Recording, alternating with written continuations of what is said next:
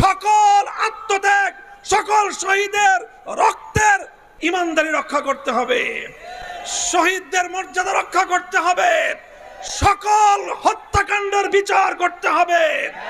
2024-এর কোটা সংস্কার আন্দোলনের 5 শতাধিক শহীদের হত্যাকাণ্ডের বিচার করতে হবে। 2021 সালের মোদি বিরোধী আন্দোলনের হত্যাকাণ্ডের বিচার করতে হবে। 2013 সালের 5ই মের শাপলা চত্বরের হত্যাকাণ্ডের বিচার ছাড়া বাংলাদেশ চলতে দেওয়া হবে না ইনশাআল্লাহ। এভাবেই বর্তমান এই অন্তর্বর্তীকালীন সরকারকে আমরা সাহায্য করব, সহযোগিতা করব, তারা আমাদের প্রাণের দাবিগুলো পূরণ করবেন সেই প্রত্যাশা ব্যক্ত করছি। স্বাধীনতার 50 বছর পরে এসেও তারা রাজাকার নাম দিয়ে এদেশের ধর্মপ্রাণ জনগোষ্ঠীকে তারা দাবায় রাখবার ষড়যন্ত্র করেছিল। যখন গোটা দেশের সমস্ত মেধাবী ছাত্র জনতাকে রাজাকার বলে গালি দিয়েছিল, তখনই আন্দোলন বারুদের মতো জ্বলে উঠেছে। বাংলাদেশে স্লোগান উঠেছিল, আমি কে তুমি কে। কে বলেছে?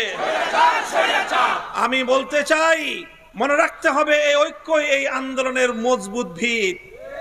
আগামী দিনে এই ঐক্যকে ফাটল ধরাবার জন্য পরাজিত শক্তি আবার চেষ্টা করছে। হে স্কুল কলেজ ভার্সিটির ছাত্ররা, তোমাদেরকে আমাদের মাদ্রাসার অঙ্গনে আমি স্বাগত জানাই।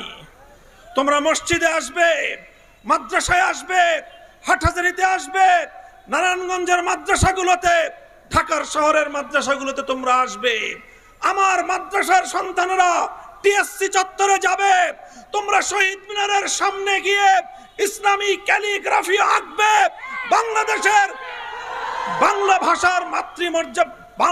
ভাষার মর্যাদা রক্ষা করবার জন্য যেভাবে আন্তর্জাতিক মাতৃভাষা দিবস হিসেবে 21শে আগস্ট স্বীকৃত হয়েছে, সেই ভাষার মর্যাদা আমাদেরকেও রক্ষা করতে হবে।